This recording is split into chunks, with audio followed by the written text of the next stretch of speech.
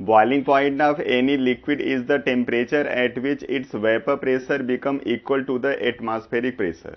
And generally atmospheric pressure is taken as 760 mmHg, which is also equal to the 1 atmosphere or 1.013 bar. Then you can say that boiling point of any liquid is the temperature at which the vapor pressure of any liquid become equal to 1 atmosphere or 1.013 बार। अब यहाँ पे होगा क्या, जैसे मान लो आपके पास कोई liquid है और इस लिक्विड की हम लोग कर रहे हैं हीटिंग। तो हीटिंग करने से क्या होता है, इस लिक्विड के बनते हैं वेपर। लेकिन अगर कंटेनर आपका होगा ओपन तो सारे वेपर यहां से स्केप कर जाएंगे और मिक्स हो जाएंगे एयर में, और यहां पे वेपर जब इकट्ठा नहीं होगा तो यहां पे प्रेशर भी जनरेट नहीं होगा। इसलिए वेपर प्रेशर को जनरेट करने के लिए पहली कंडीशन है कि कंटेनर क्लोज रखना पड़ेगा।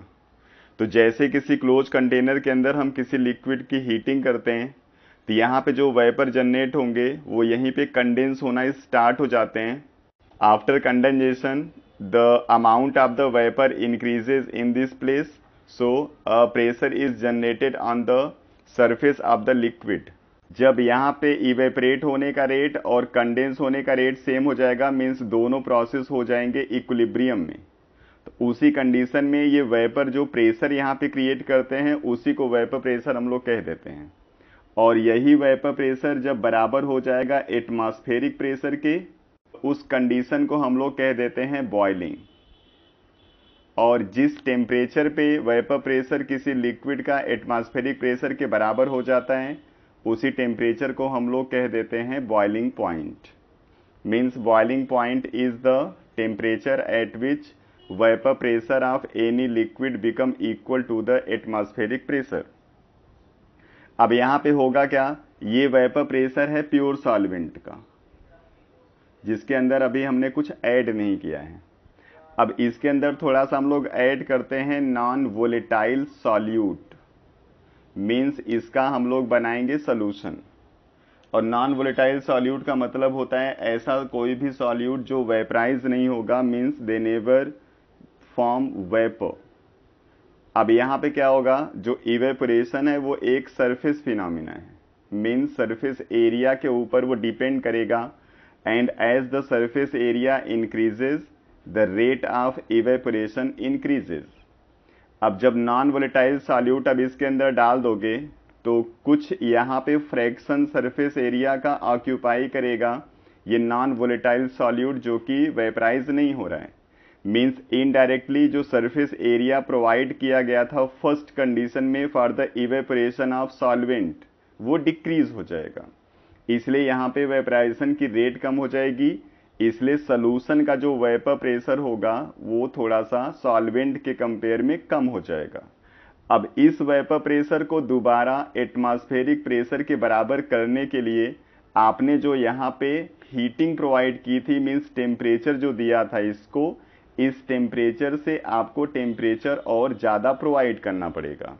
मीन्स यहाँ पे जो बॉइलिंग पॉइंट थी वो थोड़ी लेस थी, अब यहाँ पे बॉइलिंग पॉइंट थोड़ी सी इसकी ज्यादा हो जाएगी, और इसी इंक्रीमेंट को ही हम लोग बोलते हैं एलिवेशन इन बॉइलिंग पॉइंट। तो यहाँ पे हमेशा किसी भी सॉल्वेंट के अंदर जब हम किसी सॉल्यूट को ऐड करेंगे तो हमेशा उसका बॉइलिंग पॉइंट बढ़ जाएगा, मीन्स आपको और हाई टेम्परेचर पे उस लिक्विड को गर्म करना होता है। हम यहाँ पे एज्यूम कर लेते हैं कि जो हमारे पास प्योर सॉल्वेंट था उस सॉल्वेंट का बॉइलिंग पॉइंट था TB0, और जब हमने इसका सोल्यूशन बनाया, मीन्स इसके अंदर सॉल्यूट डाल दिया, तो उसका बॉइलिंग पॉइंट हो जाता है TB। तो यहाँ पे जो बॉइलिंग पॉइंट का एलिवेशन होगा मीन्स डेल्टा TB वो होगा TB minus TB0, because TB is larger than the TB0। तो यही एलिवेशन इन बॉइलिंग पॉइंट है। इस दोनों टेम्परेचर को समझने के लिए हम एक ग्राफ ड्रा करते हैं जिसमें हम एक तरफ यूज करते हैं वेपर प्रेशर और एक तरफ यूज करेंगे टेम्परेचर।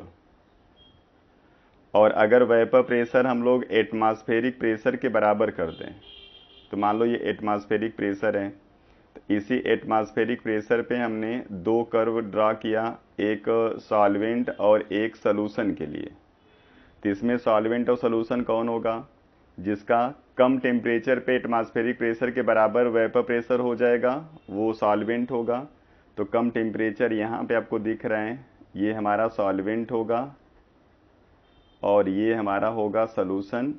इसलिए इस टेम्परेचर को हम लोग बोलेंगे TB नॉट और ये वाला टेम्परेचर हो जाएगा TB।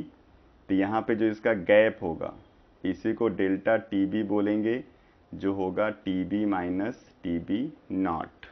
तो यहाँ पे जो एलिवेशन इन बॉइलिंग पॉइंट है ये डायरेक्टली प्रोपोर्शन में होता है डिक्रीज इन वेपर प्रेशर के, कि सॉल्यूट को डालने के बाद कितना वेपर प्रेशर डिक्रीज हो जाता है।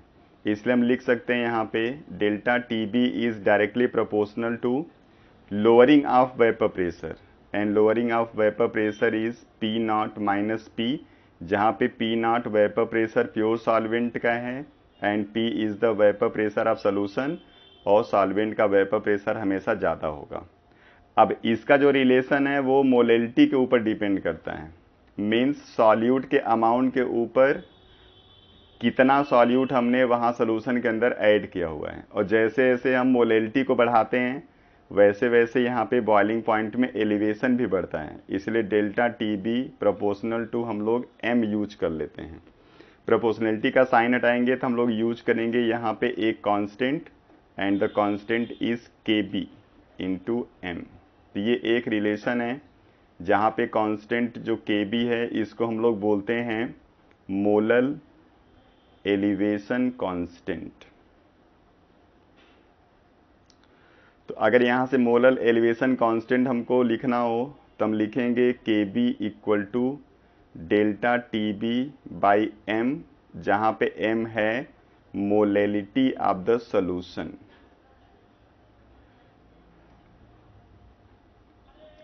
तो अगर हम सॉल्यूशन के मोलेलिटी को कर दें 1, मीन सॉल्यूशन हमने लिया है 1 मोलल, तो 1 मोलल सॉल्यूशन का जो एलिवेशन इन बॉइलिंग पॉइंट है उसी को हम लोग बोलते हैं मोलल एलिवेशन कांस्टेंट। मीन्स इसका डेफिनेशन हो जाएगा molal elevation constant is elevation in boiling point of a 1 molal solution. इसको थोड़ा सा और हम डिफरेंशिएट अगर कर दें तो इसको हम लिख सकते हैं delta TB divided by molality हम लोग कहीं निकालते हैं तो लिखते हैं number of moles of solute dissolve in पर kg ऑफ सॉल्वेंट। यहाँ पे सॉल्वेंट का मास होगा इन kg। तो अगर हम इन दोनों को भी 1 1 कर दें तो उस कंडीशन में हम इसको डिफाइन करेंगे molal elevation constant is elevation in boiling point when 1 mole of solute present पर kg ऑफ सॉल्वेंट। तो यहाँ से भी इसका डेफिनेशन हम लोग लिख सकते हैं। तो इसको अगर हम थोड़ा सा और डिफरेंशिएट कर दें तो KB इक्वल टू हम लिख सकते हैं delta TB into mass of solvent in kg, और नीचे आ जाएगा मोल्स ऑफ सॉल्यूट। तो अगर यहाँ से आपको इसकी यूनिट लिखनी होगी तो आप क्या लिखोगे?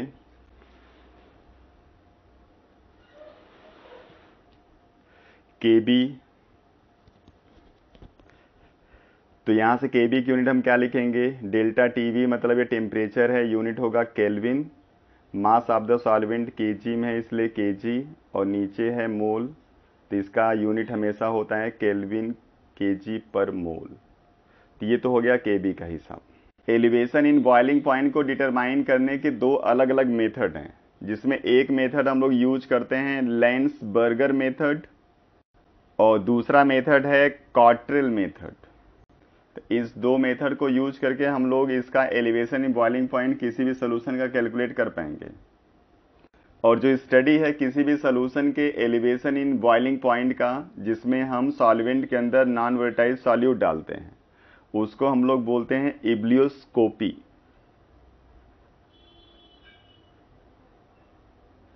Ebullioscopy is what? It is the study of elevation in boiling point of any solution which contain non volatile solute.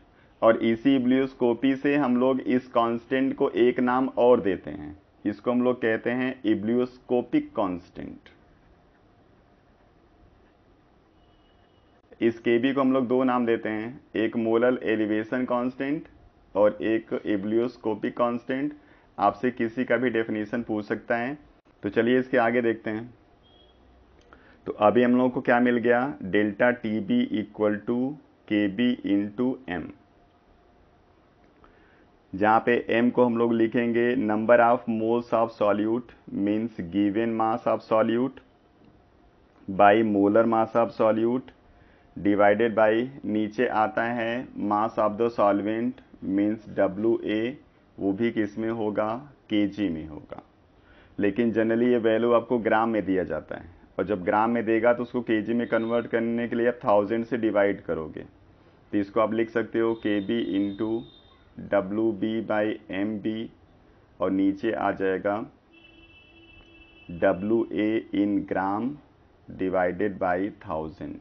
अब ये 1000 ऊपर चला जाएगा तो जो डेल्टा TB का रिलेशन आएगा वो आएगा KB into WB into 1000 divided by MB into WA। तो अगर इस तरीके से कोई एक्सप्रेशन हम लोग लिखेंगे A और B के फॉर्म में, तो हमेशा आप जानते रहिए B हम यूज करेंगे हमेशा सॉल्यूट के लिए और A यूज करते हैं हमेशा सॉल्वेंट के लिए। इसमें कोई भी कंफ्यूजन नहीं होना चाहिए। तो इसी एक्सप्रेशन पे बेस्ड आपसे न्यूमेरिकल पूछे जाएंगे, जिसमें आपको कुछ भी एक टर्म मिसिंग दे दिया जाएगा। जनरली आपसे मोलर मास पूछा जाता है। केवी की वैल्यू किसी भी सॉल्वेंट के लिए फिक्स होती है, और केवी की वैल्यू जनरली वो वाटर के लिए देते हैं। तो केवी की वैल्यू वाटर के लिए आप लोग जानते रहिए, कभी कभी वाटर के लिए इसकी वैल्यू मेंशन भी वो नहीं करते। तो इसकी वैल्यू 0.52 होगा, और केबी बेंजीन का 2.53 होता है। मीन्स सॉल्वेंट टू सॉल्वेंट केवी की वैल्यू वेरी करती रहेगी। तो कभी कभी क्या होता है, आपको केवी की वैल्यू भी नहीं देंगे, इसको कैलकुलेट करने का जो डेटा है वो डेटा आपको प्रोवाइड करते हैं। तो अगर आपको कहीं केबी कैलकुलेट करना होगा तो उसके लिए एक फार्मूला आप यूज करते हो, KB equal to M into R into T square divided by 1000 into delta vaporisation H। इस रिलेशन से हम लोग केवी की वैल्यू कैलकुलेट कर लेते हैं, जहां पे m है मोलर मास ऑफ सॉल्वेंट। तो R की वैल्यू फिक्स आपको 8.314 यूज करना है, क्योंकि आपको इंथैल्पी ऑफ वेपरेशन जूल में यूज करना होता है, और उसके लिए R की वैल्यू यही यूज करनी है। जो यहाँ पे T है वो बॉइलिंग पॉइंट है उस सॉल्वेंट का जिसका हम केबी कैलकुलेट कर रहे हैं, और delta vaporisation H latent heat of vaporisation है। तो लेटेंट हीट ऑफ वेपराइजेशन आपको दिया जाएगा। तो इस रिलेशन से केबी कैलकुलेट कर लोगे, फिर इस रिलेशन से जो कुछ भी मिसिंग होगा उसको हम कैलकुलेट कर लेंगे। तो ये पूरा एलिवेशन इन बॉइलिंग पॉइंट है। किसी भी सॉल्वेंट के अंदर जब हम नॉन वोलेटाइल सॉल्यूट डाल देते हैं तो उसके बॉइलिंग पॉइंट में एलिवेशन क्यों हो जाता है और वो कितना होगा। इस पे बेस्ड जो न्यूमेरिकल होंगे उसको हम किसी दूसरे वीडियो में डिस्कस करेंगे। Thank you.